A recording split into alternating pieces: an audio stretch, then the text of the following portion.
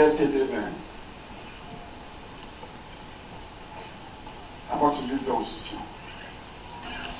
Par le sang de Jésus-Christ de Nazareth. J'ai vu un Dieu sur ton ventre, à partir du nombril.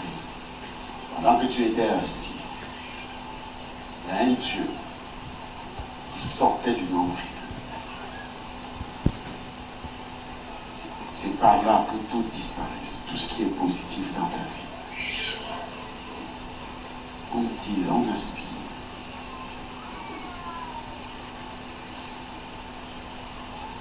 Je détruis le nom de Jésus-Christ de Nazareth. Je brûle ce Dieu de sorcellerie. Ils ne recommenceront plus jamais au nom de Jésus. Par le sang de Jésus-Christ de Nazareth. Sois libéré par la puissance du Saint-Esprit. Au nom puissant du Seigneur Jésus-Christ de Nazareth. Allongez là le sang de Jésus. Le feu du Saint-Esprit. Si tu fais un... Alors, ce que vous venez de voir est tout simplement des révélations qu'on appelle des paroles de connaissance, des paroles de sagesse, révélées au cours d'une opération tout à fait spéciale de délivrance. Alors, avant de faire la délivrance, il y a ce qu'on appelle la détection, le discernement ou les révélations. Nous avons d'abord les liens comportementaux. Et suivi, les liens comportementaux se manifestent lorsque nous sommes nés dans une famille et on a hérité la vaine manière de vivre des membres de cette famille qui sont nos parents biologiques. Et ça se manifeste au niveau de l'âme, ce qu'on appelle les fragmentations de l'âme. Il y a donc aussi plusieurs méthodes que les gens utilisent pour faire la délivrance, puisque nous parlons aujourd'hui, une fois de plus, de la délivrance. Avant de parler de la sorcellerie et de certaines principautés, nous allons parler proprement des méthodes de délivrance que Jésus lui-même a pratiquées. D'abord, ce qui est important à retenir, c'est que pour chasser les démons comme pour guérir, il faut l'onction. Car c'est par le Saint-Esprit et par l'épée de la parole que l'on chasse les démons. Il faut aussi la puissance, car c'est par le doigt de Dieu que l'on chasse les démons. Le doigt de Dieu symbolise son autorité et celle de Jésus-Christ. C'est à cette autorité que les démons se plient, se soumettent, pas à nos méthodes, ni aux décibels de notre voix. Ce n'est pas parce que nous crions beaucoup. Jésus avait une telle onction que certains démons se manifestent d'office quand il arrivait quelque part. Cela m'est arrivé aussi à plusieurs reprises. Comme dimanche passé, après le culte, il y a des gens qui s'approchaient de moi, bien sûr, et qui, des démons, quittaient leur corps. Quand ils étaient éloignés de moi, alors le culte s'est bien déroulé avec des délivrances, mais quand ces gens se sont approchés de moi pour me parler, d'autres se mettaient à tomber par terre. On a vu ça ici au Temple des Nations, Paris, la semaine passée. Donc, dans une assemblée, lorsqu'une onction puissante descend, les manifestations démoniaques se produisent spontanément, sous réserve que cette assemblée pratique la délivrance, car Dieu n'expose jamais un de ses enfants à des regards de jugement ou bien exposer la nudité. Ce sont les démons qui font ce travail. C'est le Saint-Esprit qui contraint les démons à dévoiler leur présence.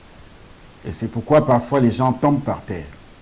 Jésus n'a pas eu de comportement comme on le voit aujourd'hui. Il amenait des gens, il chassait les démons, il détruisait la vie de ses esprits, le travail de ses esprits dans la vie de ses enfants. Bien qu'il ne soit pas spécifié que Jésus, pour ces deux personnes qu'il avait rencontrées, Jésus-Christ a posé ses doigts sur les oreilles de l'infirme, puis sur la langue, en lui mettant ses doigts de salive, et il a commandé « Ouvre-toi ». Idem dans le cas de l'aveugle, dont il a mouillé les yeux avec sa salive et appliqué la boue. Donc, on a vu Jésus-Christ utiliser ce qu'on appelle des actes prophétiques. Des actes prophétiques. Parfois, Jésus a imposé les mains pour que les démons partent. Ainsi, dans le cas, par exemple, de la fille d'Abraham, liée depuis 18 ans par Satan, parfois Jésus parlait aux démons, comme dans le cas aussi du Gadarénien. Il sort de ce dialogue des enseignements importants. D'abord, le fait que des gens peuvent être habités par de nombreux démons, dans le livre de Luc chapitre 8, verset 29, et en Marc chapitre 5, verset 8, le démon principal est un esprit impur. Il s'agissait donc peut-être d'un esprit humain, entouré d'une légion de démons divers, ce qui expliquerait l'état d'aliénation de cet homme.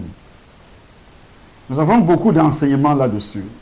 Le deuxième enseignement, nous pouvons avoir à donner une destination aux démons que nous chassons, pour qu'ils n'aillent pas n'importe où. Les démons suppliaient Jésus de ne pas les envoyer hors du pays. Voilà. Personnellement, j'aime assez les envoyer dans l'abîme des ténèbres. Puisqu'il est écrit qu'il a mis tous ses ennemis sous ses pieds, Jésus-Christ. Moi, j'envoie sous les pieds de Jésus, et c'est les pieds de Jésus qui sont réellement l'abîme des ténèbres. Tous ces ennemis, les ennemis de Jésus doivent se retrouver dans l'abîme des ténèbres. Tous ceux qui ne croient pas au Seigneur Jésus-Christ aujourd'hui doivent se retrouver dans l'abîme des ténèbres. Cela nous fait peut-être sourire. Alors, il y a aussi des signes physiques. Nous pouvons être amenés à exiger des démons qu'ils nous donnent leur nom, en n'oubliant pas que ce sont des menteurs et qu'ils se plaisent à nous tromper. Il y a d'autres qui posent des questions, tout un long récit que le démon, en citant même parfois les noms des gens. Or, ce sont des menteurs. Il va citer même le nom de ton père, de ta mère, le nom d'un pasteur, le nom d'un homme de Dieu. Et il y a des hommes de Dieu qui reviennent là-dessus, ils prennent ça comme une information plausible, ils commencent à dire, on a cité le nom de tel pasteur. Or, c'est parce que tu avais déjà des problèmes avec ce pasteur, tu étais jaloux de ce pasteur, c'est pourquoi tu as utilisé une information venant de Satan, de la bouche d'une personne possédée des démons. Est-ce que cette information est fiable? C'est le manque d'amour qui amène les pasteurs à faire ce genre de choses. Il dit, voilà un démon qui a prononcé le nom de tel, qu'il travaille avec ce pasteur-là. Donc, tous ces esprits qui aujourd'hui se manifestent dans les assemblées, les gens ne savent plus quoi faire quand il faut donc réaliser des délivrances. Et pour impressionner les gens, ils prennent toutes ces informations comme si c'était une vérité. J'ai vu une vidéo où une Africaine, un pasteur là-bas au Cameroun, fait des délivrances. Il dit, et la fille qui dit, oui, l'esprit qui est sur moi, c'est l'esprit de Trump, le président Trump des États-Unis. Avec toutes des centaines de millions d'habitants aux États-Unis, une pauvre Africaine qui n'a même pas mangé depuis une semaine. C'est cette pauvre Africaine que Trump va quitter, étant riche comme il est déjà là, pour aller habiter dans le corps d'une pauvre qui est née dans la pauvreté, dans la misère. Avant de faire quelque chose, de dire des choses, il faut d'abord regarder, il faut d'abord essayer de discerner si c'est vrai ou pas. Et puis on prend ça, on balance sur les réseaux sociaux. L'esprit de Trump habitait dans la vie de cette fille. Même dans le système de la sorcellerie, écoutez, on ne livre pas n'importe qui. J'avais posé cette question au village à un oncle qui empêchait son fils, qui était pauvre, soulard, fumeur de chanvre, de venir à l'église prétextant qu'on va vendre son fils à la magie pour... J'ai dit, mais on va vendre ton fils, même le diable ne peut pas accepter prendre ton fils aujourd'hui en sacrifice. Le diable lui-même, il ne prend pas n'importe quoi. Les sacrifices qu'on donne à Satan sont des sacrifices de valeur. Ton fils est déjà détruit d'abord par les démons depuis longtemps. Il n'a aucune valeur. Et puis tu dis qu'on va le vendre. On va vendre, qui va acheter? Pauvre Africain, toi tu es là où tu es. Et Trump est là-bas aux États-Unis, milliardaire, président des États-Unis, vient habiter dans ton corps. Arrêtez de blaguer avec les gens. Et on dit ça, les gens croient par ce qu'on appelle l'ignorance. Sous l'onction, les mains parlent aussi beaucoup. Les mains que nous imposons. Elles peuvent se contracter de colère quand on impose. Les démons aussi se manifestent sur les mains des gens. avoir des gestes d'impureté. Tu vois, on chasse des démons sur quelqu'un, il arrive que cette personne se saisit des parties intimes d'un homme de Dieu, si tu ne fais pas attention. Donc, il y a d'autres démons parfois, c'est le pouce, le médium qui se frotte l'un à l'autre. Un esprit de mammon est en train de se manifester par le canal des démangeaisons ou bien des mains qui tremblent. Ça, c'est l'esprit de mammon. Parfois, les doigts se forment en anneaux. Cela peut traduire une alliance dans les ténèbres, notamment un mariage. Il y aura à chasser un mari de nuit, une femme de nuit, les esprits incubes ou succubes. La langue peut aussi se mettre à sortir ou à gonfler anormalement au niveau de la bouche. Tout ça, ce sont des signes. Quand on fait la délivrance, il faut regarder tout ça. Il y a aussi des blasphèmes. Il peut aussi s'agir d'un esprit de blasphème qui prononce d'incantation, d'imprécation ou bien de malédiction. Surtout quand les ancêtres se sont livrés à de la sorcellerie ou à des pratiques de magie ou bien à des coutumes des traditions. Ces démons sont spécialisés pour fermer la gorge lors des délivrances. Et on va voir ça tout de suite sur la vidéo qui est sur vous, devant vous. J'arrive quelque part, on ne te donne pas la chaise pour s'asseoir, on te maintient debout. Tu parles, les gens sont assis, te regardent. Sache que tu as déjà été sacrifié dans la sorcellerie. Tu as déjà été sacrifié dans la sorcellerie. Ils sont en train de prononcer ton dernier jugement.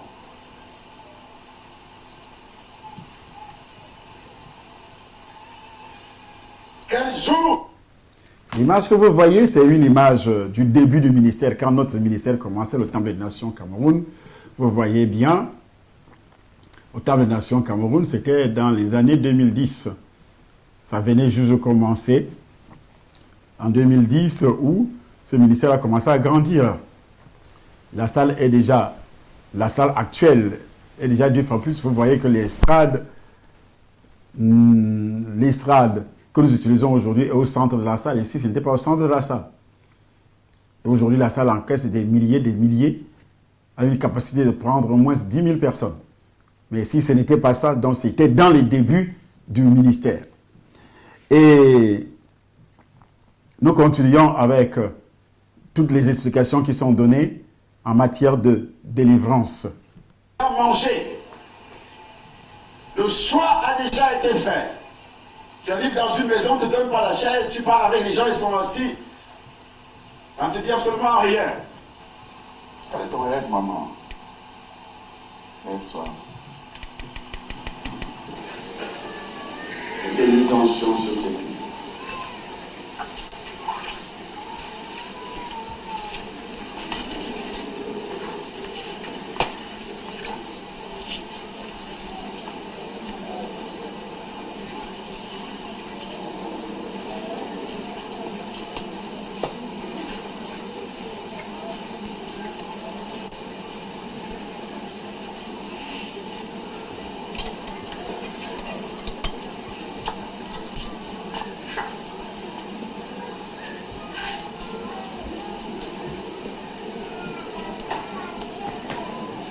À partir de cette nuit, on ne pourra plus jamais t'utiliser dans la sorcellerie tous les gros travaux. On te transforme chaque nuit en éléphant.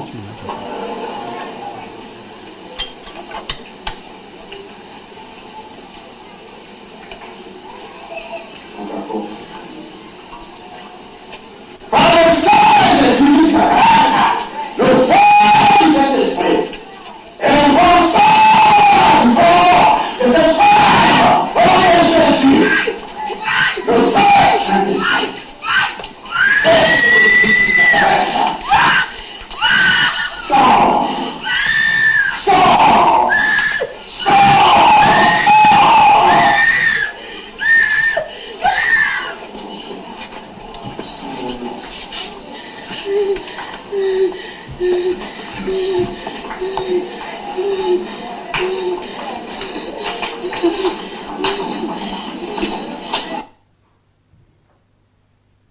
Vous voyez qu'il arrive que, au moment de la délivrance, des jambes qui soudain deviennent raides ou se contorsionnent également. Ils peuvent aussi être la marque, ça peut aussi être la marque d'un esprit, par exemple du serpent, le serpent, par exemple l'éléphant qui a utilisé, les sorciers qui ont utilisé ces esprits pour détruire la vie de cette femme qui est couchée. On peut entendre aussi des cris d'animaux, comme ce qui a été fait tout à l'heure, ou voir les gens qui se mettent à ramper comme des serpents. Ça peut être un esprit de divination qui se manifeste lorsque les gens rampent comme des serpents. Mais la plupart des pratiques occultes attirent les démons et qui ont un aspect de serpent. C'est à quoi donc Satan a été condamné par Dieu. Au lieu d'être un chérubin protecteur d'une grande beauté, selon Ésaïe chapitre 14, il s'est retrouvé, après avoir fait chuter l'humanité, sous forme de serpent condamné à manger de la poussière et à ramper sur son ventre. N'oublions pas qu'il s'agit d'un esprit. C'est donc bien dans le monde spirituel qu'il a l'aspect d'un serpent. Il est normal que beaucoup d'autres esprits à son service se manifestent sous cette forme également. Donc, pourquoi beaucoup de personnes, beaucoup de serviteurs de Dieu ne parviennent pas à faire la délivrance? Parce qu'ils ne maîtrisent absolument rien. Il peut aussi, pendant la délivrance, se produire des odeurs perfides. Dans certains cas, cela révèle un esprit religieux et aussi de l'idolâtrie. Mais ça peut aussi être des esprits d'occultisme, des esprits dominateurs qu'on appelle l'anéker. Il y a des postures caractéristiques telles que mater ou bien se frapper le ventre. Il y a d'autres également. Beaucoup de signes sont presque imperceptibles avec le temps et aussi l'expérience. On apprend à les capter et aussi à les interpréter, ce qui accélère le processus de délivrance. Impossible de faire l'inventaire de tous les signes que l'on rencontre, car il n'y a pas deux délivrances qui se ressemblent. Pas du tout. Le diable, comme il est un tricheur, un menteur, un imposteur, certaines personnes poussent d'autres serviteurs, poussent les personnes qu'ils délivrent. La personne doit tomber sous la puissance, sous l'autorité du Saint-Esprit, et c'est le démon qui te fait tomber parce qu'il ne voudrait pas sortir.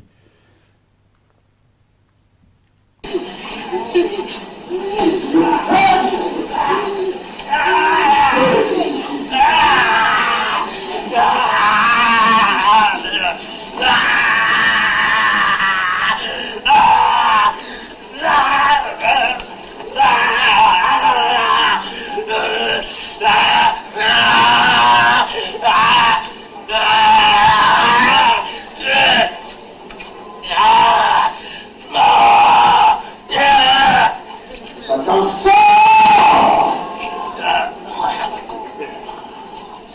Sort du corps, ces garçons!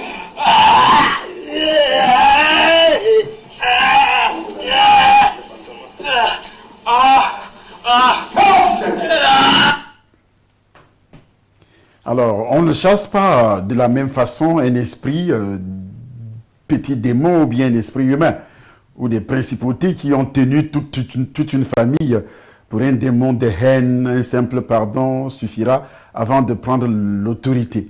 Mais si l'on a affaire à des puissances imbriquées entre elles, à des puissances qui ont une telle capacité, une telle force, des esprits dominateurs, alors, pour déloger ce genre d'esprit, c'est le combat, un grand combat. Par exemple, il faut d'abord déloger toutes les principautés qui œuvrent avec elles et qui soutiennent un trône. Par exemple, l'esprit dominateur.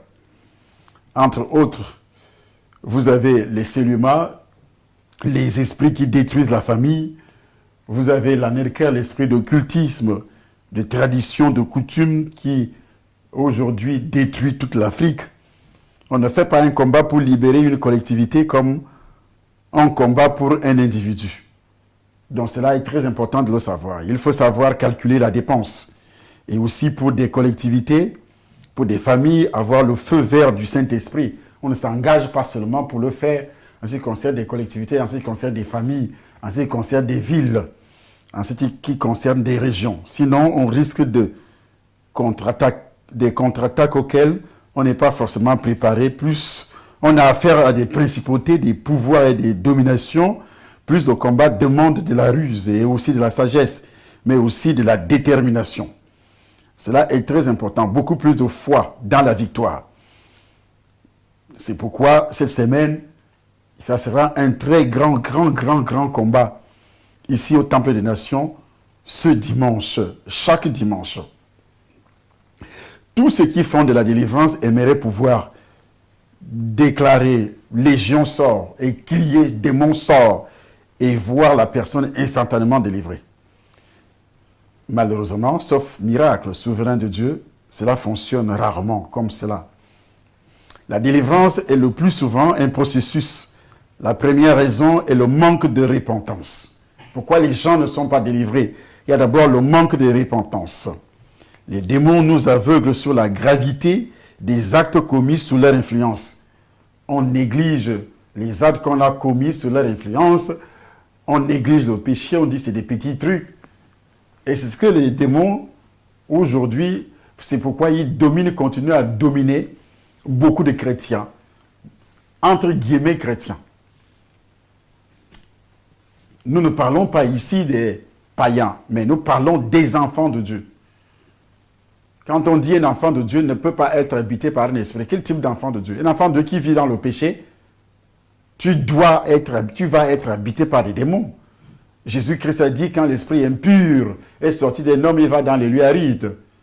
Il était d'abord là, il est sorti. Il va dans les lieux arides. Arrivé là-bas, il ne trouve pas de repos. Il s'est dit en lui-même, je retournerai dans ma maison. Et quand il revient dans sa maison, qui est ton corps, il ne revient pas seul. Il revient d'abord seul et il trouve la maison vide. Vide, c'est-à-dire il n'y a pas le Saint-Esprit. Parce que lorsque tu vis dans le péché, c'est sûr et certain que tu as éteint le Saint-Esprit. Vide, orné par des convoitises mondaines. Chacun est tenté et amorcé par sa propre convoitise, dit la parole de Dieu. Orné, et non seulement que vide, orné et balayé. Il n'y a pas la parole de Dieu. La parole de Dieu est pratiquement inexistante. Alors dis-moi, une telle personne, vous me dites aujourd'hui qu'un chrétien né de nouveau ne peut pas être habité par un démon. Ça, c'est des mensonges de Satan. C'est-à-dire, si les hommes de Dieu ne veulent pas lire la parole de Dieu pour méditer la parole de Dieu à fond, lorsque vous lisez la parole de Dieu à fond, vous méditez la parole de Dieu, va vous révéler beaucoup de choses dans le monde des ténèbres, dans la parole de Dieu, de grandes révélations. Et ces révélations vous permettent d'exécuter ou bien d'exercer la délivrance sans avoir aucune crainte. Et cela est très important de le savoir. Donc, lorsque l'esprit impur, dit la Bible, est sorti d'un homme, il va dans les lieux arides et il ne trouve pas de repos, dit la parole de Dieu. Il s'est dit en lui-même, je retournerai dans ma maison. Et sa maison ici, c'est quoi? Si vous pouvez répondre à ma question. La maison de cet esprit, c'est quoi? Ce sont vos corps, parce que nos corps, dit la parole de Dieu, c'est le temple du Saint-Esprit. Et si c'est le temple du Saint-Esprit, le Saint-Esprit a donc besoin de résider dans un temple propre, de résider dans un temple clair, de résider dans un temple balayé, c'est-à-dire balayé où il n'y a pas la saleté, les ordures spirituelles. Et il n'y a que la puissance du Saint-Esprit, la parole de Dieu et autres, tout ce que vous pouvez imaginer venant du Seigneur. Donc, lorsque l'esprit impur est sorti dans la maison d'un homme, il ne trouve pas de repos.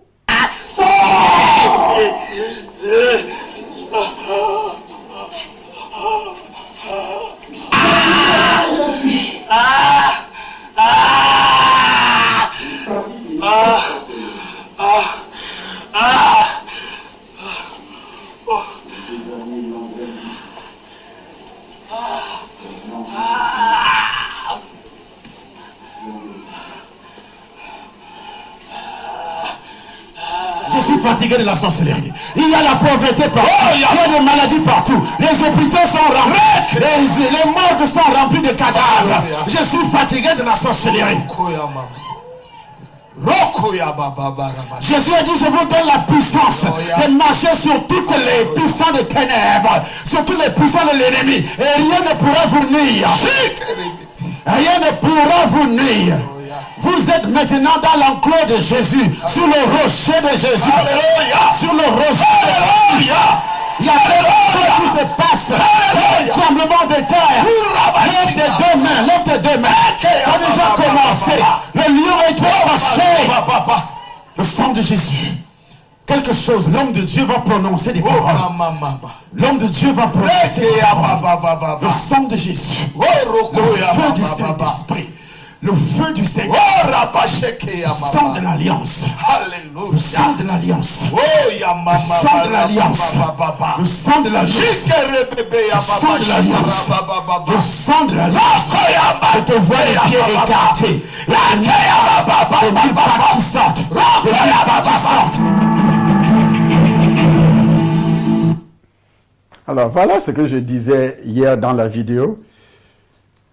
Pendant que j'étais en train de chasser les démons, il y avait un homme de Dieu qui est serviteur de Dieu et qui nous avait visités. Et je disais justement dans le message que l'homme de Dieu va prononcer les paroles.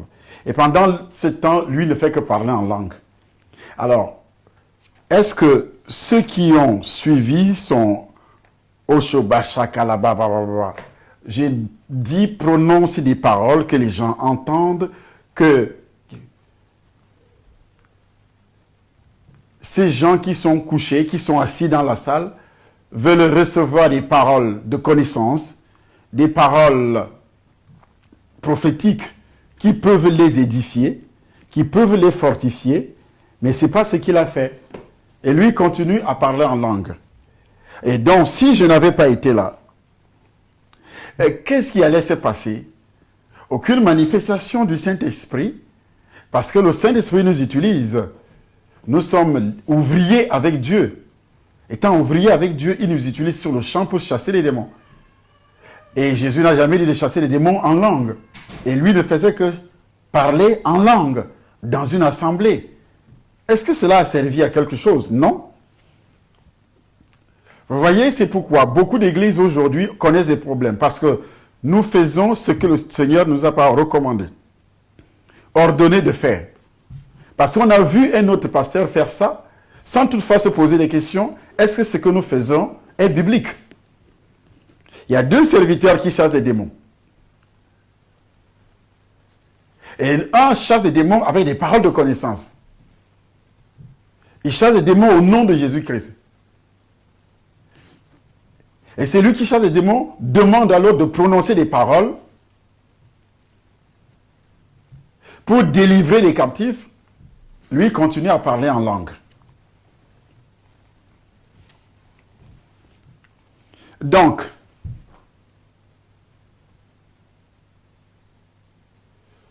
dans cette liste, on a dit qu'il faut d'abord se repentir. Se repentir de quoi? Se repentir des fausses langues. Tous ceux qui ont appris, qui sont chrétiens, ça peut bloquer cet esprit-là, peut bloquer votre vie spirituelle, peut bloquer d'autres choses dans votre vie aussi, peut bloquer même la réception des dons du Saint-Esprit. Lorsque vous avez un seul esprit dans votre vie, et cet esprit peut provoquer beaucoup de choses. Les fausses prophéties, si on a prophétisé sur toi avec des fausses prophéties, tu n'es pas, qu'est-ce que nous appelons fausse prophétie? Tu n'es pas né de nouveau, pour commencer. Et puis on prophétise sur toi avant la nouvelle naissance. Qu'est-ce que Dieu peut faire avec ton corps lorsque tu n'es pas encore né de nouveau? La Bible dit les trois parties de notre être doivent être sanctifiées. Corps, âme et esprit. Corps, âme et esprit. Voilà que ton corps n'est pas sanctifié parce que tu n'es pas né de nouveau. L'homme qui reçoit la parole, la prière devant vous, est d'abord né de nouveau. Et puis l'Esprit de Dieu m'utilise avec des paroles de connaissance pour sa délivrance. Il devait d'abord auparavant se repentir. C'est ce qu'il a fait. Parce que c'est les gens qui ont passé le temps à faire leur cure d'âme. La cure d'âme, c'est ça la repentance.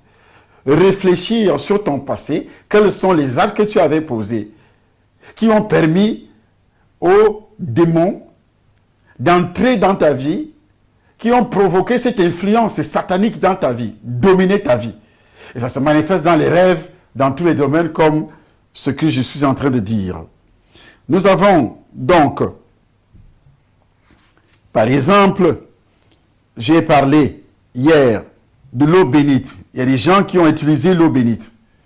Mais jusqu'à présent, ils ne se rendent pas compte que ce n'était pas une bonne chose.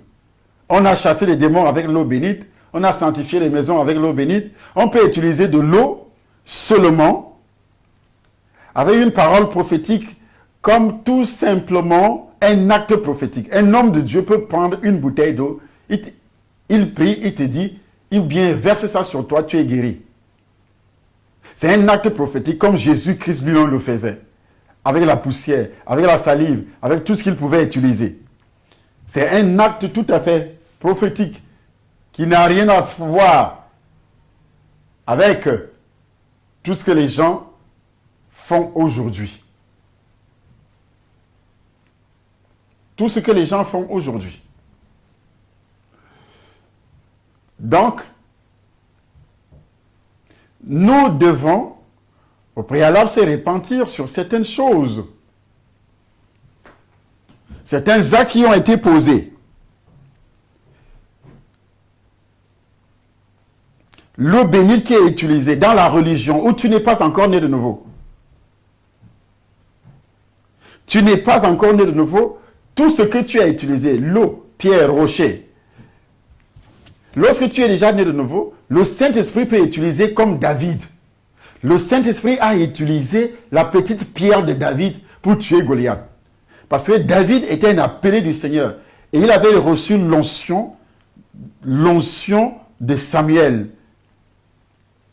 Samuel avait déversé l'onction d'huile sur lui, dont le Saint-Esprit est descendu.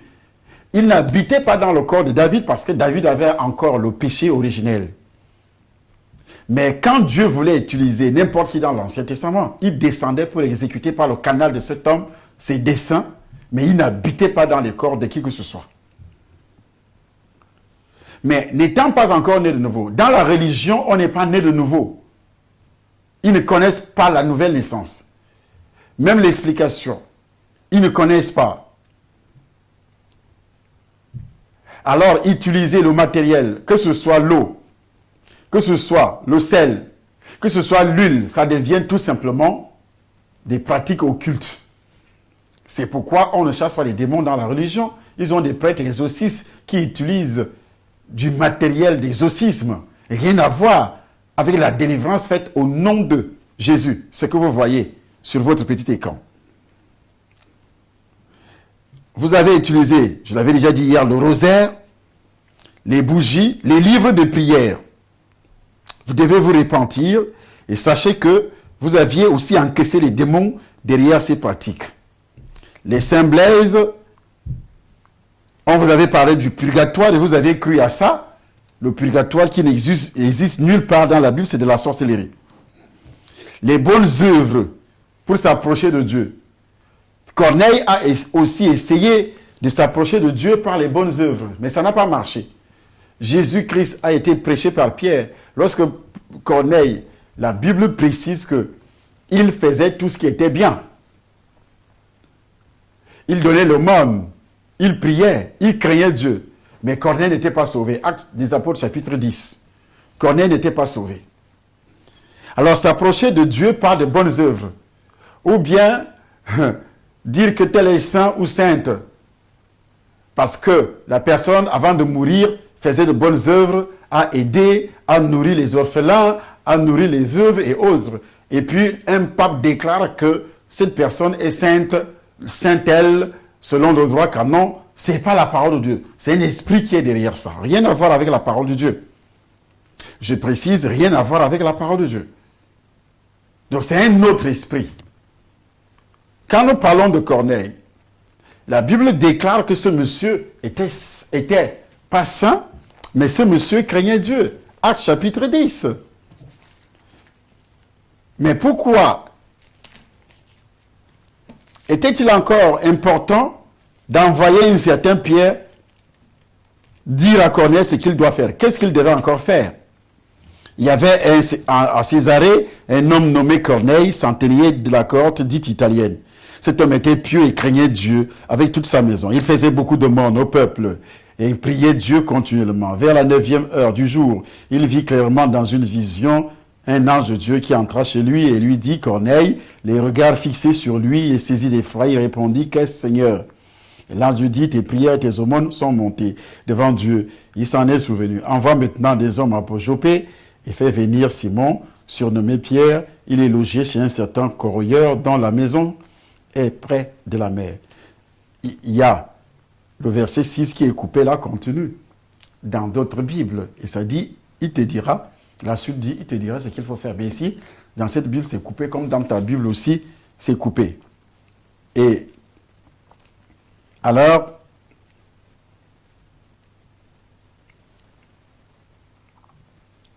Corneille dit, il y a 4 jours, à cette heure-ci, j'ai prié dans ma maison, à la 9e heure, et voici un homme, lorsque Pierre est arrivé chez Corneille, voici un homme vêtu d'un habit éclatant se présentant devant moi. Il dit, Corneille, ta prière a été exaucée, Dieu s'est souvenu de tes aumônes. Envoie donc à Jopé et fais venir Simon, surnommé Pierre. Il est logé dans la maison de Simon Corroyeur près de la mer. Aussitôt j'ai envoyé vers toi. Et tu as bien fait de venir. Maintenant donc, nous sommes tous devant Dieu pour entendre tout ce que le Seigneur t'a ordonné de nous dire. Qu'est-ce que Dieu a ordonné à Pierre de dire à Corneille?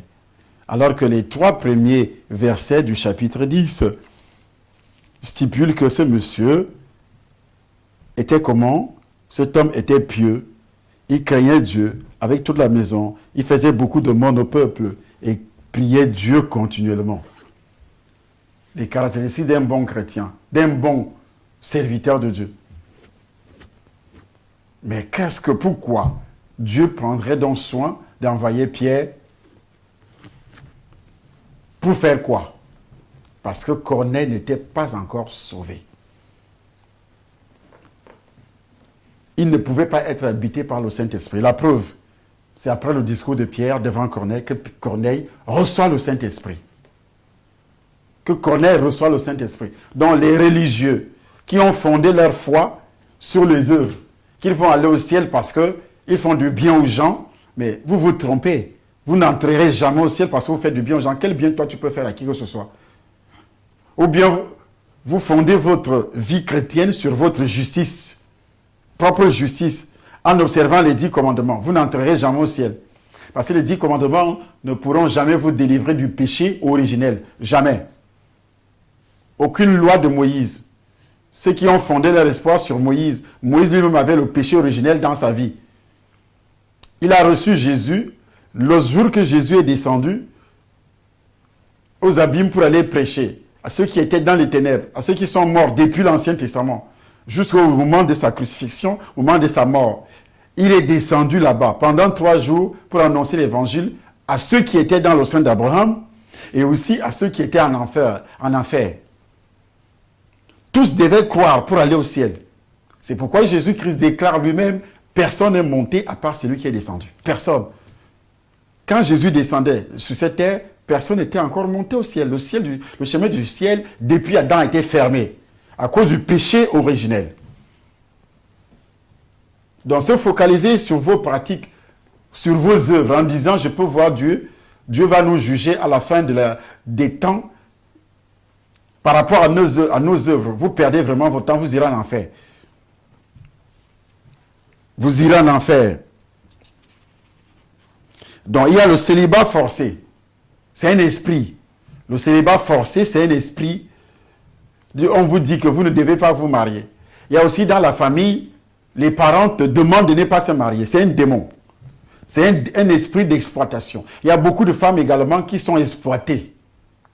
Elle a envie de se marier, mais elle ne peut pas se marier, elle ne trouve pas facilement le mariage. Pourquoi? Parce que les parents ont déposé un esprit, ils l'ont envoûté d'exploitation.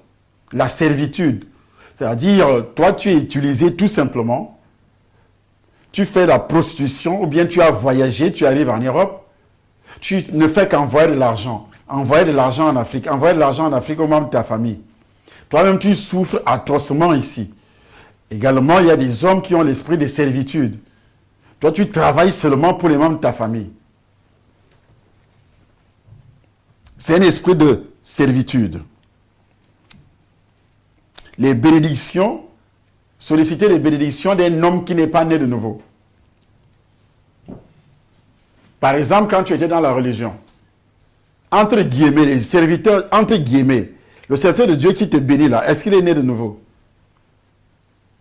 Après la résurrection de Christ, je parle de ceux qui cherchent les bénédictions chez les prophètes. Prie pour moi. Quelqu'un qui prie pour toi, il n'est pas né de nouveau. Ça devient une malédiction. Il prophétise sur toi, il n'est pas né de nouveau. Ça devient une malédiction. Il te bénit, il n'est pas né de nouveau. Ça devient une malédiction. Quelle bénédiction quelqu'un qui n'est pas né de nouveau peut t'offrir? Comme ceux qui sont dans la religion. Ils disent qu'ils sont mariés à l'église. Lui-même là, il n'est pas né de nouveau. Est-ce que quelqu'un qui n'est pas né de nouveau peut bénir un mariage? Jamais. Donc Dieu ne connaît pas ton mariage. Il ne connaît pas ton mariage. Bénédiction là, parce que la bénédiction du mariage, c'est la délivrance du mariage. Est-ce que l'homme qui bénit ton mariage, il est d'abord né de nouveau pour commencer? Je me suis marié dans la religion. Est-ce que celui-là, ton pasteur dans la religion là-bas, ça dépend de l'église, ou bien catholicisme, ou bien protestantisme, ou bien évangélique, demande-lui s'il est né de nouveau. Quand tu l'écoutes, est-ce qu'il prêche la nouvelle naissance selon les détails donnés par Dieu au sujet de la nouvelle naissance? Est-ce que lui-même est né de nouveau? La personne qui a béni ton mariage. Est-ce que ce mariage donc béni de Dieu? Jamais. Il y a ceux qui ont fréquenté les églises de réveil, ils quittent pour avoir la gloire sur terre, parce qu'il veut inviter tel ministre, il veut inviter telle personnalité. Je ne peux pas bénir mon mariage dans une église, parce que les sorciers, la plupart des autorités sont dans les réseaux sataniques et ils n'aiment pas les églises de réveil. Et quand on l'invite, il ne vient pas parce qu'il a des pratiques sur lui, il sait que la prière qui va sortir de la bouche de l'homme de Dieu, étant assis dans la foule, les trucs qu'il a sur lui seront détruits. C'est pourquoi ils n'aiment pas venir dans les églises de réveil. Ils vont dans la religion. Parce que ce sont les enfants d'un même père. Lui, il pratique sa sorcellerie, lui, il pratique ces choses. Là-bas aussi, dans la religion, il pratique aussi. Ce sont les enfants d'un même père. Ils savent ce qu'ils font. Les bougies. Tu as utilisé les bougies. Est-ce que la lumière du Saint-Esprit, c'est la lumière de la bougie? La lumière, lui, dans les ténèbres l'ont point reçu. Est-ce que tu t'es repenti d'avoir utilisé les bougies? Est-ce qu'en allumant, tu sais que tu as attiré les démons? Moi, j'utilisais les bougies. Quand j'avais été initié à la magie, à la sorcellerie, on m'avait ordonné d'acheter les bougies blanches, rouges, noires, vertes et autres. Je les utilisais et plaçais ça dans le cercle. Est-ce que toi, tu t'es repenti de tout ça? Il y a des esprits qui sont entrés. Tu es né de nouveau aujourd'hui. Tu dis que j'ai des problèmes. À quel moment tu as fait la repentance? Il y a des gens qui disent, oui, la cure d'âme n'existe pas, n'est pas biblique. La repentance n'est donc pas biblique. La confession n'est pas biblique. C'est ça la réponse, c'est ça la cure d'âme. Qu'est-ce que vous entendez par cure d'âme?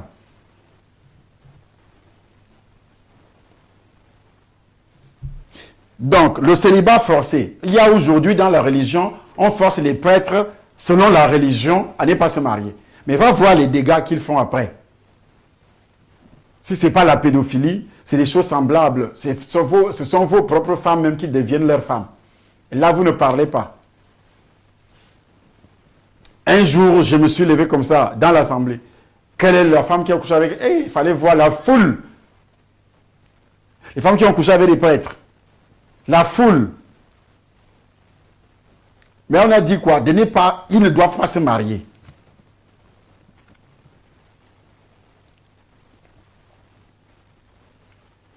Les médailles religieuses, les pentacles, on porte ça sur le cou. Saint-Michel, Saint-Sissi, ce sont des démons.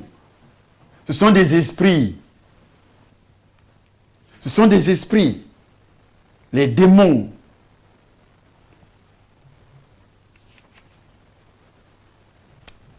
L'ange du bon conseil. Ils appellent ça quoi? L'ange du bon conseil. L'ange est venu, il m'a donné des conseils. Toi, tu n'es pas né de nouveau. La Bible précise que les anges sont au service de ceux qui doivent hériter le salut. Et toi, tu n'es pas né de nouveau. Quel ange qui peut être au service de quelqu'un qui n'est pas né de nouveau? Oui, j'ai vu un ange. On m'a donné un ange. On a affecté. Tu n'es pas né de nouveau. Tu ne sais même pas ce que c'est. Tu ne connais pas l'explication de la nouvelle naissance.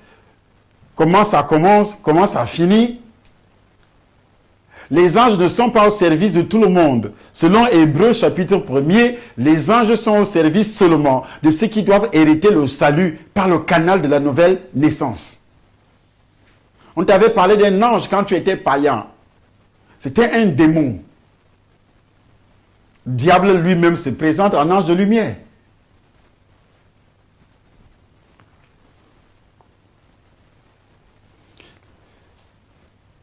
La haine religieuse. La haine religieuse, c'est quoi? Cette haine religieuse ne te permet pas d'avoir le salut. Parce que tu vas haïr toutes les églises qui parlent de Christ dans la vérité. C'est un démon. Tu vas haïr tous les pasteurs. Allez, voilà. Quand tu entends quelqu'un, c'est-à-dire quand on commence à parler de l'église de réveil, quand on dit il y a un pasteur dans la foule le jour, qui a manifestation quelque part, il y a une grande foule. On dit c'est un pasteur d'une église de réveil. Tu vas voir comment les démons se manifestent sur les gens. Comment les gens ont de l'amertume. L'amertume.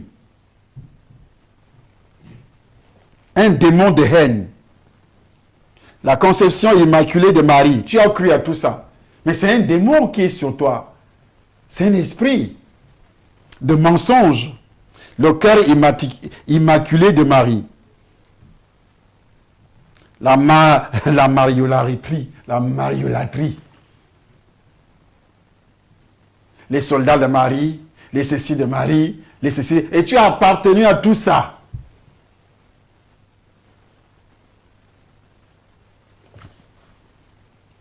Notre-Dame d'Émeraude, Notre-Dame de la Reine de Paix. Tout le Cameroun aujourd'hui. Mais voilà le Cameroun qui est en train de sombrer dans l'alcool, dans la prostitution, dans la corruption. Tout un gouvernement en prison. Mais ils sont tous dans des religions que tu entends là. Catholiques, protestants, EPC, tout ça, ils sont là-dedans.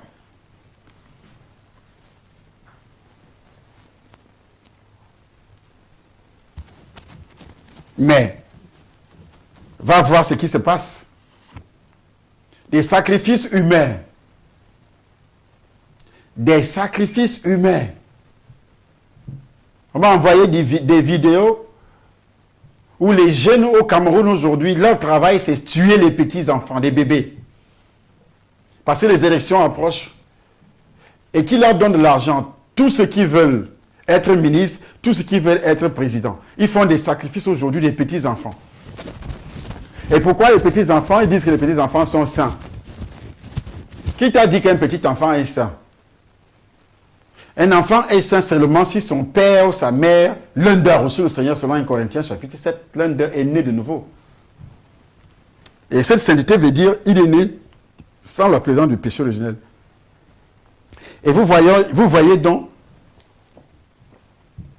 le miracle de Jésus. Pourquoi Jésus est considéré comme péché, comme sans péché? Il est né sans péché. La Bible précise, 1 Corinthiens, si l'un de vous est né de nouveau, vos enfants sont saints. Parce que tu n'as plus le péché, l'un de vous n'a plus le péché originel. Donc il n'y a pas eu mélange. Et l'enfant, c'est-à-dire cette conception bascule du côté de la sainteté. Comme entre le Saint-Esprit et Marie. La conception de Jésus-Christ. C'est pourquoi Jésus est le seul saint, la seule personne qui a porté la chair et le sang sans être impacté, sans être contaminé par le péché originel. Seul Jésus. Je dis bien seul Jésus de Nazareth. Dans toute l'humanité. Et les enfants qui naissent, vous ne le saviez peut-être pas, les enfants qui naissent aujourd'hui dans le Seigneur, comme ma fille qui est née, Esther qui vient de naître. Moi, je n'ai plus le péché originel. La mère n'a plus le péché originel. Donc, cet enfant est né saint. Il est saint par rapport à sa position spirituelle et non par rapport aux actes. La sainteté que la Bible fait écho aujourd'hui, c'est la destruction du péché originel.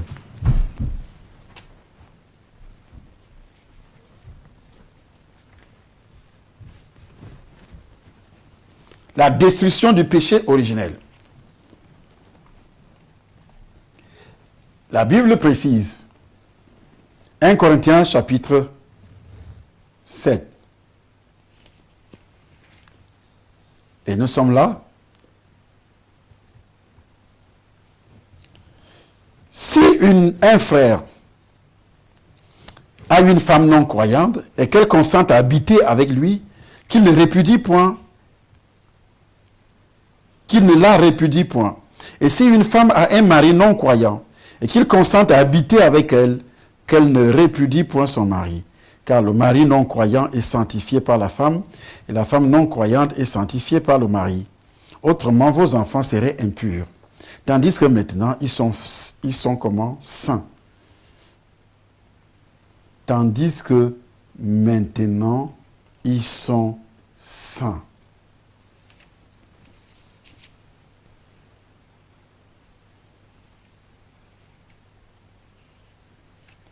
Tandis que maintenant, ils sont saints. Quelle parole! Le chrétien n'a pas à avoir peur que les enfants soient impurs, souillés par le père ou la mère non croyant. Dieu promet l'effet contraire. Ils seraient impurs si les deux parents étaient non croyants. Mais le Seigneur garantit que la présence d'un seul parent chrétien protège, place les enfants dans un état de sainteté, de pureté. Ce n'est pas que leur salut est déjà assuré, mais qu'ils sont protégés de dommages spirituels et bénis spirituellement. Et puisqu'ils ont part au bénéfice spirituel de leurs parents croyants, ils sont saints. Ils sont nés sans la présence du péché originel. Donc, le témoignage de la sanctification d'un seul parent né de nouveau, pas chrétien, on ne parle pas des chrétiens, nés de nouveau, place déjà les enfants dans un état de sainteté. Donc ça veut dire quoi? Ça veut dire que le démon ne peut pas les toucher. Mais il faut que ces enfants soient enseignés dans la parole de Dieu et non les enseignements de tradition, de coutume, les enseignements scolaires et autres. Rien à voir avec la parole de Dieu. Comme ils sont saints, comme toi aussi qui reçois le Seigneur, tu dois aussi étudier la parole de Dieu, lire la parole de Dieu, être enseigné. L'enfant aussi doit être enseigné à la maison, comme ça il va garder son chemin de sainteté, la voie de sainteté. La voie de sainteté. Donc, c'est là le miracle de Jésus. Jésus avait une maman qui avait le péché originel, mais qui a cru. Mais il était habité par le péché originel. Mais le père de Jésus n'était pas Joseph. Il était Dieu lui-même. Donc Jésus a pris la sainteté de son père. Comme un enfant aussi qui va naître dans une famille où le père est né de nouveau, dont la mère n'est pas née de nouveau. Où la mère est née de nouveau, le père n'est pas né de nouveau. Directement. C'est le côté du Saint-Esprit qui bascule. Si la mère a le Saint-Esprit, est sanctifiée par la présence du Saint-Esprit, par la présence du péché originel, c'est fini. L'enfant bascule du côté du Saint-Esprit. Où se trouve le Saint-Esprit? Dans quel corps se trouverait le Saint-Esprit? Dans le couple. Ça veut dire que les démons, la sorcellerie et toutes les pratiques sataniques n'ont aucun pouvoir là où le Saint-Esprit exerce son pouvoir, sa puissance. Vous voyez, donc quand Jésus descend dans le monde, parce que Dieu ne voulait pas, et c'était la seule personne qui pouvait donc avoir un sang pur, une chair pure. Parce que si c'est Joseph qui avait eu des rapports sexuels avec Marie, Jésus allait être automatiquement souillé. Souillé par quoi? Par le péché de Joseph, pas par le péché de Marie, mais par la souillure originelle qu'on appelle le péché adamique. Vous voyez donc la puissance de ce péché adamique dans un couple d'abord, selon l'explication de la parole de Dieu. Tandis que maintenant, ils sont saints. La femme ou le mari croyant, être sous un joug étranger est une seule chair avec qui? Un non-croyant. Peut-être frustrant, décourageant. C'est pourquoi il est interdit que toi, enfant de Dieu, tu es déjà enfant de Dieu, tu vas donc te marier avec un païen. À moins que vous étiez tous deux païens, l'homme est païen, la femme est païenne, vous viviez déjà ensemble depuis longtemps, mariés, pas dans le concubinat, mais mariés. Et puis l'un de vous, parce que le mariage c'est dans la famille d'abord, les parents qui ont pris la dot. Et ils ont donné leur fille en mariage, comme ce qui est dit dans le texte ici. Ce n'est pas l'église qui bénit le mariage. Ce n'est pas l'église, pardon, qui marie les gens. L'église bénit le mariage qui a été consommé en famille. Si les parents ont pris, il y a des gens qui viendront vous dire la dot n'est pas biblique. C'est un mensonge. Ce sont des égoïstes qui ne veulent pas dépenser. Quand tu aimes ta femme, tu dois donner quelque chose. Tu dois donner la dot. Un mariage sans dot n'a pas aucune valeur spirituelle. Aucune valeur spirituelle aux yeux de Dieu. Dieu pour nous avoir, la Bible nous appelle également aujourd'hui les épouses de Christ. Mais Dieu a dépensé. Il a sacrifié son fils. Avant que nous soyons des épouses dans l'église qui est l'épouse de Christ. Mais aujourd'hui, tu vas prendre la fille de Dieu, tu mets à la maison, tu dis oui, la dette, et les gens aiment ce genre de prédication satanique, démoniaque, sorcellerie. Parce que ça les réconforte dans leur position d'égoïste. Tu gardes la fille de toi à la maison, sans doute, et tu continues à l'appeler ma femme. Elle n'est pas ta femme, vous n'êtes pas marié, monsieur. Et c'est un démon.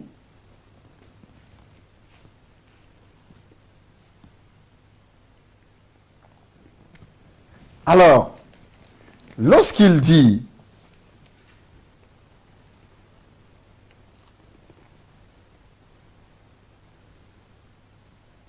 si un frère ou une femme non croyante et qu'elle consente à habiter avec lui, qu'il ne la répudie point.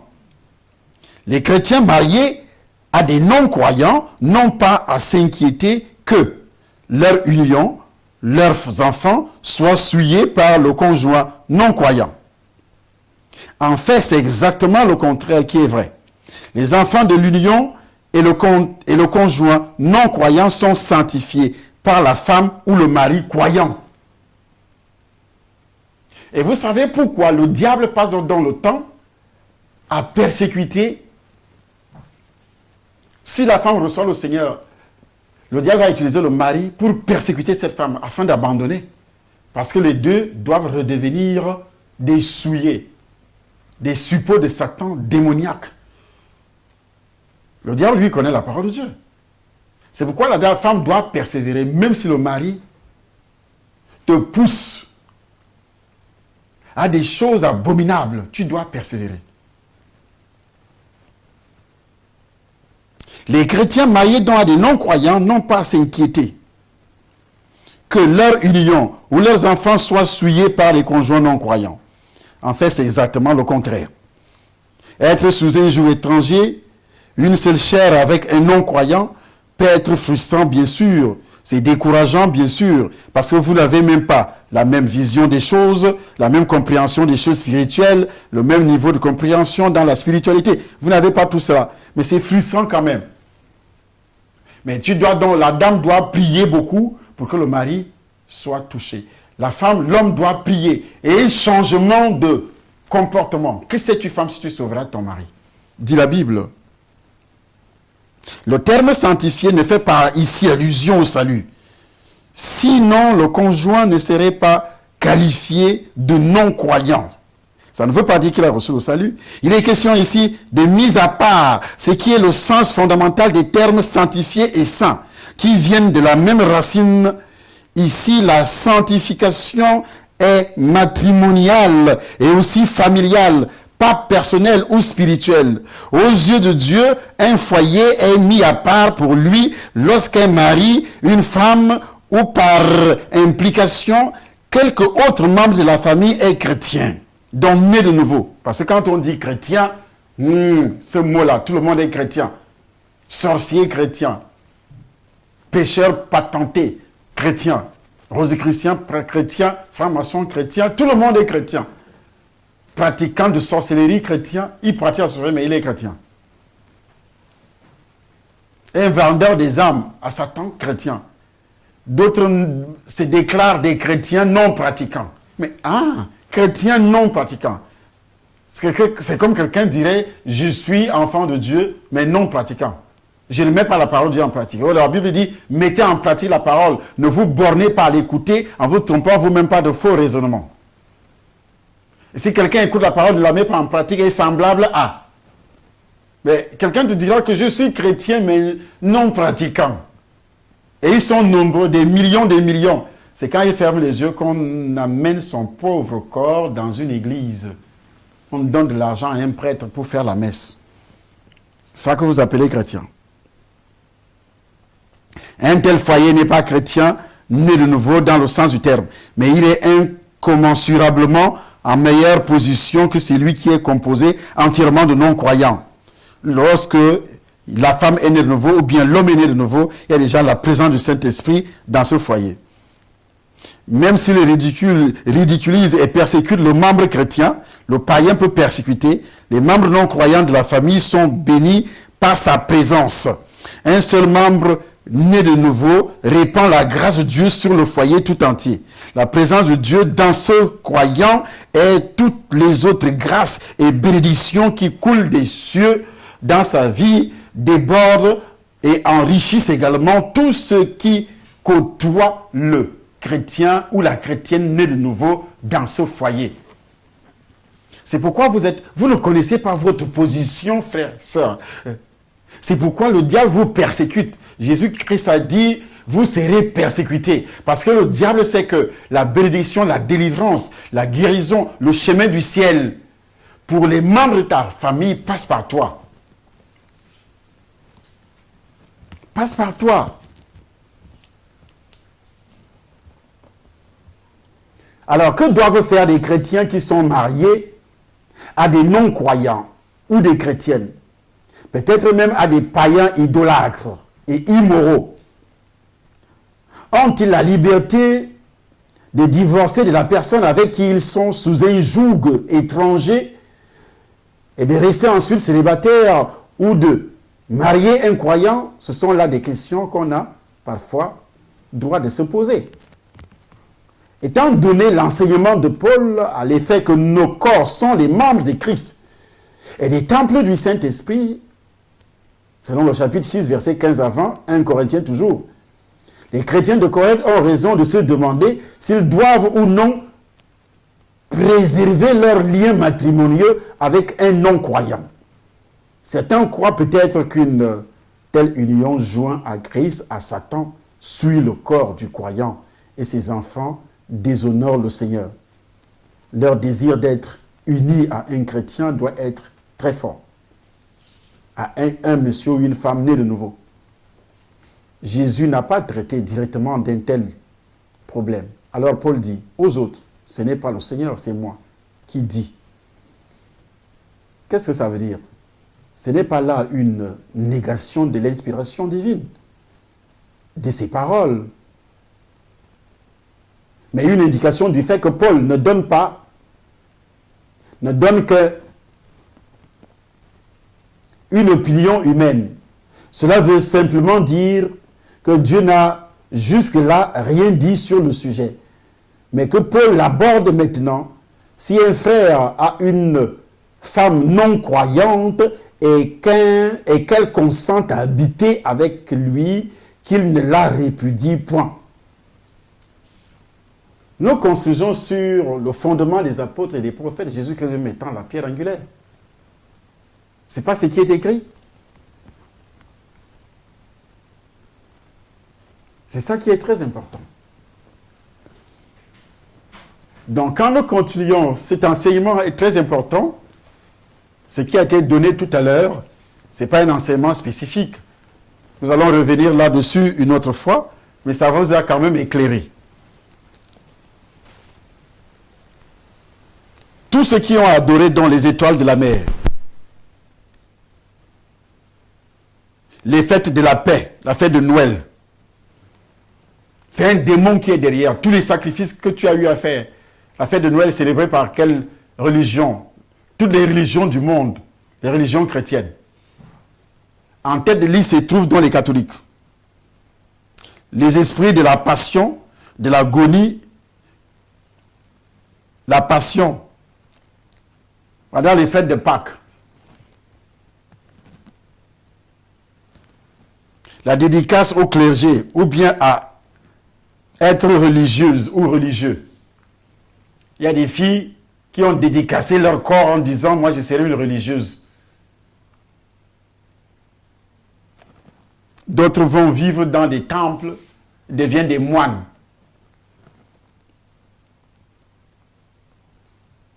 Les cendres du mercredi saint. Prendre les cendres de mercredi saint. Vous avez vu ça où? Dans quelle Bible? C'est un esprit de mort. Tu as fait tout ça et tu viens t'asseoir dans une église. Tu n'as jamais confessé. Tu n'as jamais déclaré. Tu viens quand même t'asseoir dans une église. Porter des Sainte Thérèse, des Saint Christophe, des Sainte Catherine. Tout cela apporte quoi? Des démons. Alors tu dois commencer à dire tout cela toi-même. Sors de mon corps, de mon âme, de mon esprit, de ma mémoire, au nom de Jésus-Christ. Chacune de ces choses est renforcée par un esprit démoniaque spécifique. On ne doit pas les regrouper ensemble. On doit les toucher, les nommer d'une manière spécifique, dans les détails. Dans la religion catholique, moi j'ai fait ça. Si tu étais adventiste du 7e jour, tu commences à dire, on m'a enseigné que le sabbat, c'est ça qui est notre Saint-Esprit, c'est ça qui est ceci, je ne sais pas ce qu'on enseigne là-bas. Dans les adventistes du 7e jour, ils respectent le sabbat plus que Jésus lui-même.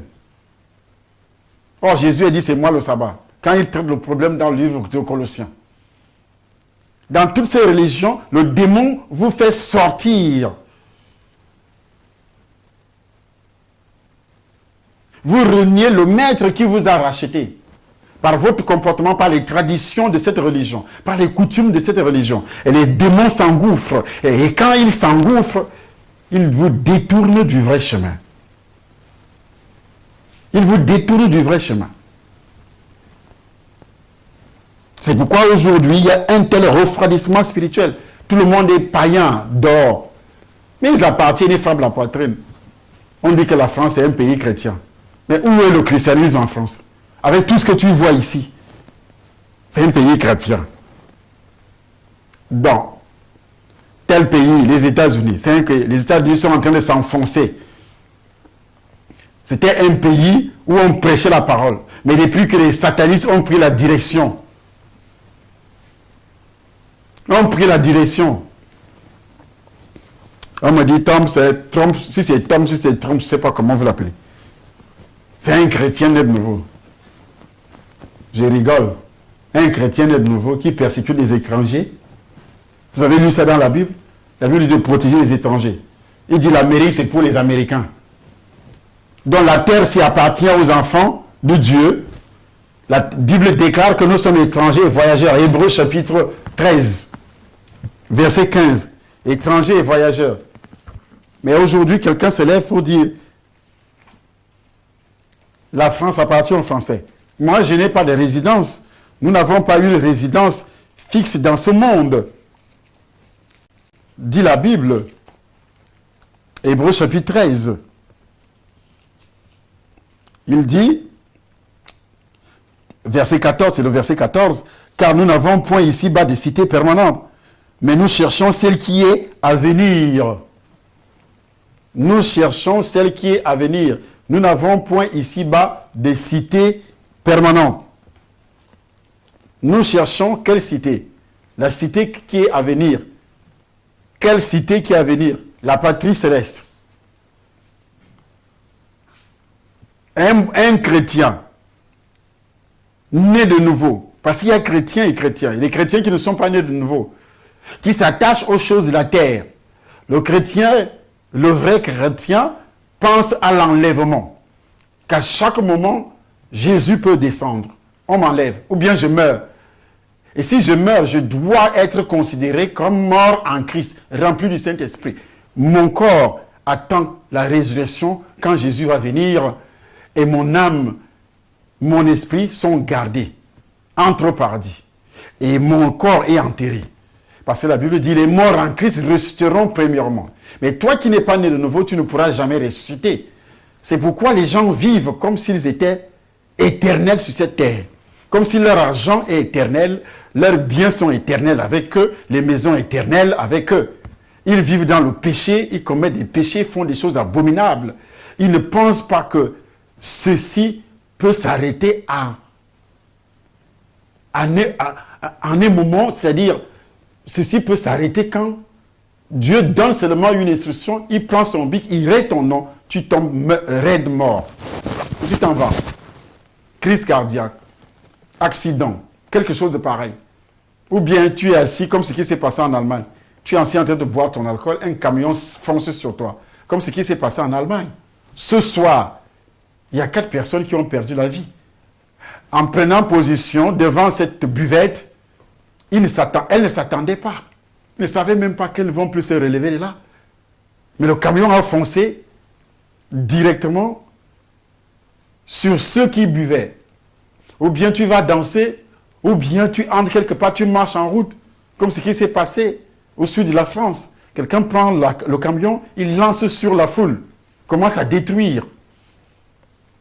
Et les victimes, ceux qui sont en train de mourir là, ils vont où? S'ils ne se sont pas préparés en recevant le Seigneur, c'est que Satan veut détruire le monde entier en une fraction de seconde. Il sait que si tu meurs, sans avoir été sauvé, c'est fini pour toi. Le purgatoire qu'on vous enseigne et démoniaque, ce sont des esprits. Les messes après la mort, on dit, Dieu, souviens-toi de ton âme. On donne l'argent à un prêtre, ce sont des esprits. Ça n'a rien à voir avec la réalité biblique. C'est l'enfer qui vous accueille. On peut rendre des témoignages, comment vous étiez bon. Si Corneille était mort ce jour-là, les gens allaient témoigner aussi. Comment il a fait du bien. Mais Dieu a vu ça à temps. Il a sauvé Corneille, il a reçu le Seigneur quand il était encore en vie. Et vous recevez le Seigneur, vous continuez à vivre comme si vous allez vivre éternellement sur cette terre. Les biens terrestres chez vous. On doit travailler. Je dois travailler pour avoir l'énergie, pour pouvoir servir Dieu avec cette énergie. Tout ce que je dois faire, la Bible dit, donne ton corps comme un sacrifice. Donc je donne mon corps, je travaille.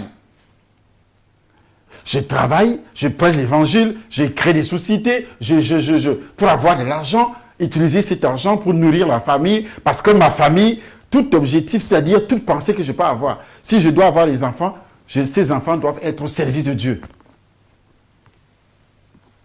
Si je dois avoir une maison, ma maison doit être au service de Dieu. Parce que c'est que tout ce que j'ai sur la terre, je suis un étranger. Vous êtes des étrangers, des voyageurs sur la terre. Nous n'avons pas une cité permanente dans cette vie. Sinon, tout Adam serait même encore en vie jusqu'à présent. Tes grands ancêtres seront encore en vie jusqu'à présent.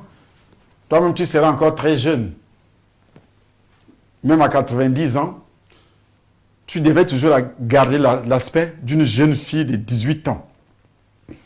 Mais quand tu étais jeune, à 18 ans, tu as 45 ans aujourd'hui, 50 ans aujourd'hui, ou bien 30 ans aujourd'hui, tu n'as plus le même aspect. Ça veut dire que la mort s'approche tous les jours.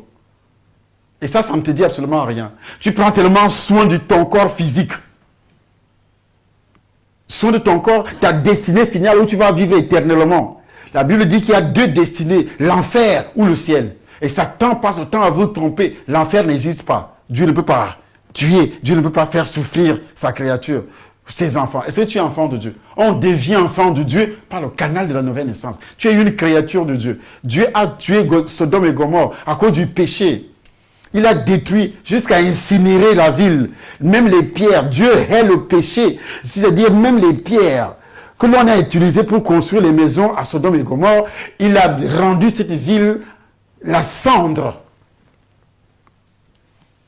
Sodome et Gomorrhe. C'est ce que Pierre est en train de dire ici dans le livre de 2 Pierre chapitre 2. Que s'il n'a pas épargné Sodome et Gomorrhe, l'ancien mort, il a tué par le déluge. Il a tué par le déluge. Il a rasé.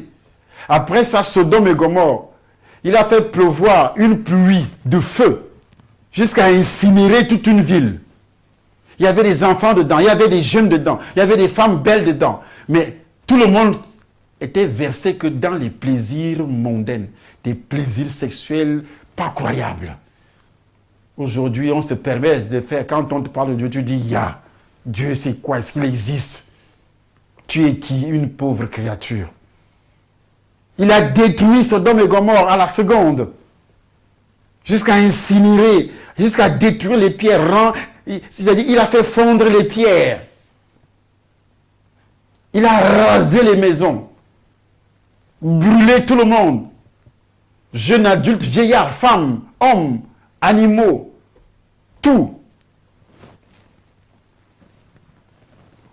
Et puis le diable, il vous pousse et puis il vous dit, oui, vous savez, Dieu ne peut pas oser. D'abord, il n'existe pas. Tu es le fruit tout simplement d'une évolution. Tu as évolué. N'importe quoi. Vraiment n'importe quoi. Et quand les religions arrivent, ils ne vous disent pas la vérité parce qu'ils n'ont pas la vérité. On cache tout ce qui est écrit dans la Bible. Vous ne lisez pas la Bible. On cache tout.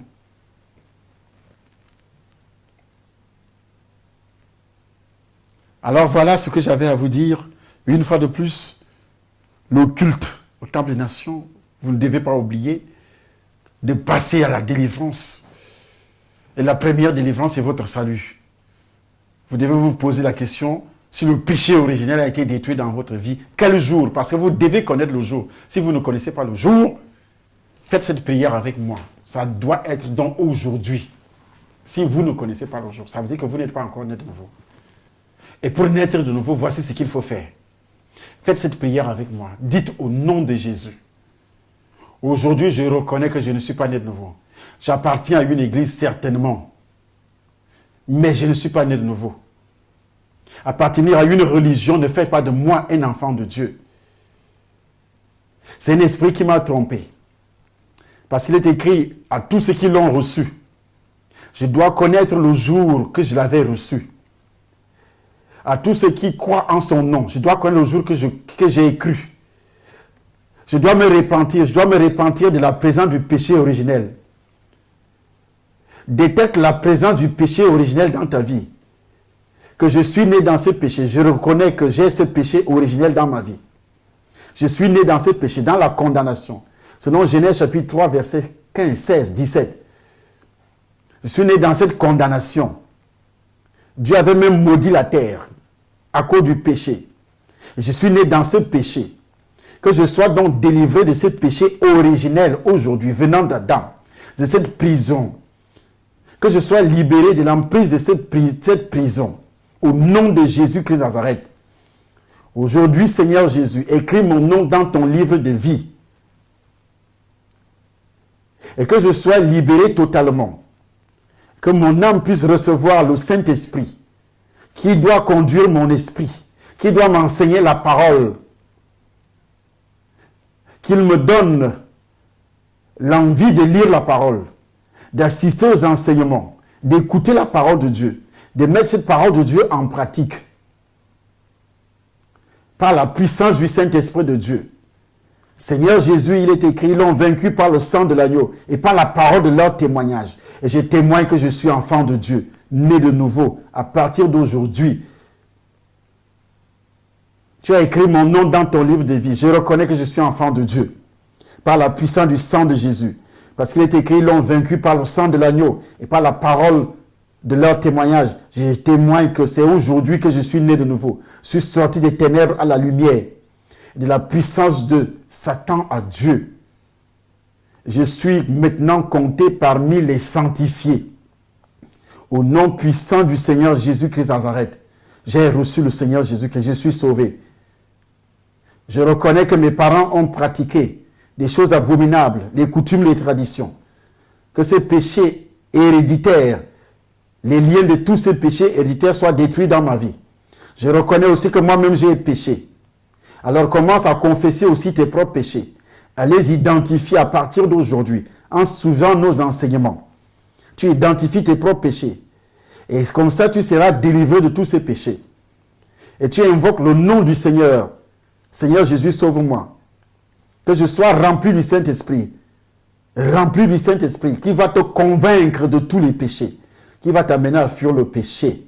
Par la puissance et par l'autorité de Jésus-Christ Nazareth, tu es né de nouveau. À partir d'aujourd'hui, tu écris la date dans ton agenda. Et si tu es né de nouveau maintenant, tu dois commencer à suivre les enseignements que j'envoie. Parce que je suis devenu ton père spirituel. À suivre les enseignements que j'envoie. À écouter. À écouter ces enseignements tous les jours.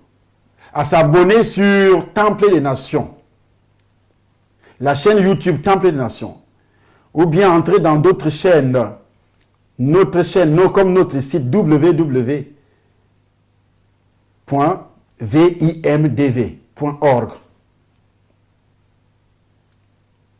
Tu vas trouver beaucoup d'enseignements sur YouTube, Temple des Nations. Il faudrait s'abonner. Et tous les enseignements qui seront donnés, tu vas les suivre. Et ceux qui sont à Paris, en France, vous venez au Temple des Nations à Paris, 9h30 jusqu'à 13h des enseignements. Ne restez pas à la maison. Il faut bouger et venir. Par la puissance et par l'autorité de Jésus-Christ de Nazareth. N'oubliez pas qu'il y a eu une grande convention au Cameroun qui va commencer le 3 août. Mais avant le 3, pour ceux maintenant, vous pouvez appeler sur ce numéro et manifester le désir d'y aller. Une grande convention, il y aura beaucoup de serviteurs de Dieu. Et tous les enfants du docteur Essomba, depuis 25 ans, 26 ans que j'annonce l'évangile, Bénin, Togo, Côte d'Ivoire, Ghana, dans le monde entier, par les réseaux sociaux, tu as reçu le Seigneur. Prépare-toi à aller au Cameroun en août, au mois d'août, pour assister à cette grande convention. Va et raconte, c'est le ministère que Dieu a donné au docteur. Donc c'est une grande convention. Tous mes enfants spirituels du monde entier doivent se retrouver au Cameroun au mois d'août à partir d'une grande convention qui démarre par une grande veillée au stade. Le 3, vendredi 3, ça démarre ce jour-là. Donc, il faut arriver le 2. Au plus tard le 2. Au plus tard le 2. Août 2018. Commencez à s'inscrire, on va vous donner toutes les informations en appelant sur ce numéro qui s'affiche au bas de votre vidéo. Que Dieu vous bénisse et que sa grâce continue à se manifester. Au nom puissant du Seigneur Jésus-Christ, soyez bénis. Amen.